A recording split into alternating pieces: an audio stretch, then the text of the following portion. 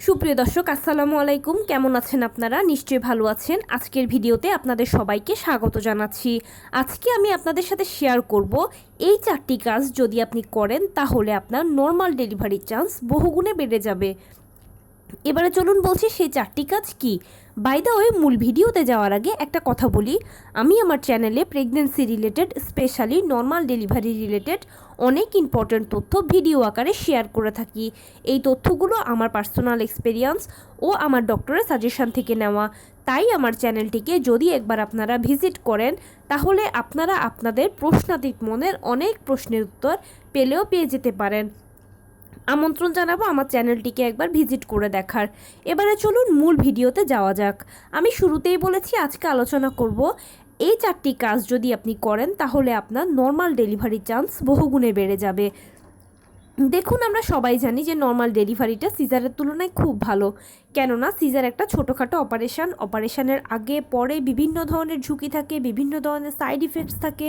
এছাড়াও বড় কথা হচ্ছে সিজারিয়ান পেশেন্টকে সারা জীবনভর কিছু না কিছু রোগশোক বহন করতেই হয়, কিন্তু নর্মাল ডেলিভারি তার সব কিছু থেকে সেফ ও সিকিউরড।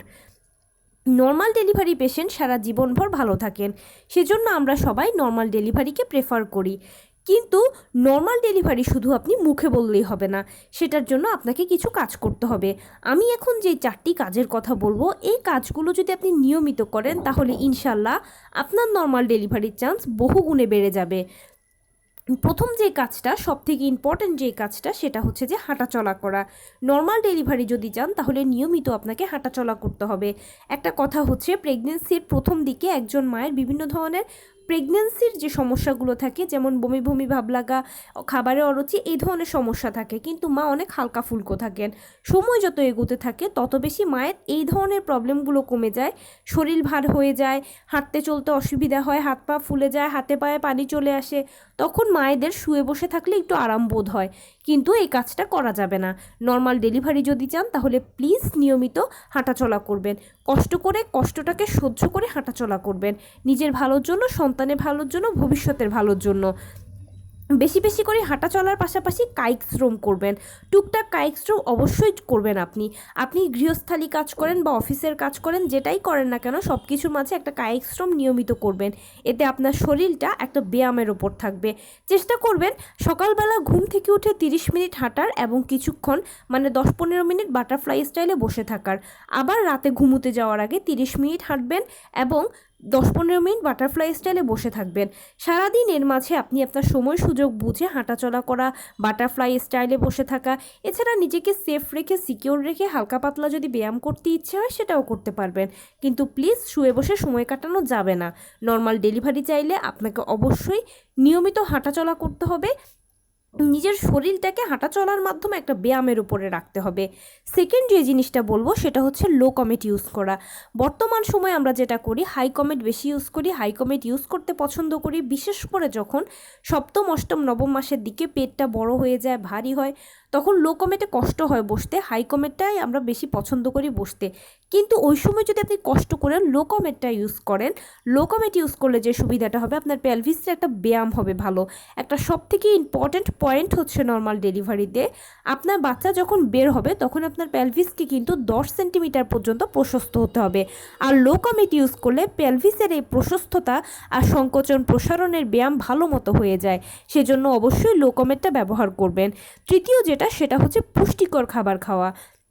নর্মাল ডেলিভারির ক্ষেত্রে একটা অন্যতম শর্ত হচ্ছে মা ও বাচ্চা উভয়ের ফিটনেস, সুস্থ থাকা।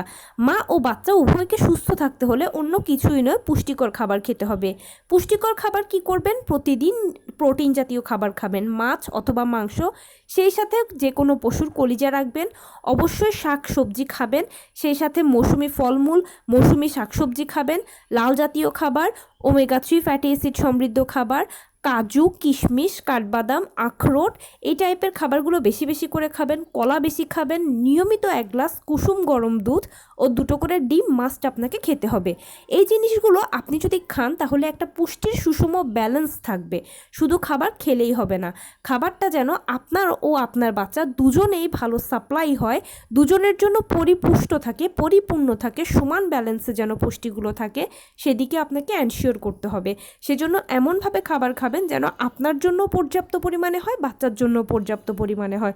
উভয়ের জন্য যখন পর্যাপ্ত পরিমাণ পুষ্টি সাপ্লাই হবে তখন মা ও বাচ্চা সুস্থ থাকবেন এবং নর্মাল ডেলিভারির চান্স কিন্তু বহুগুণে বেড়ে যাবে।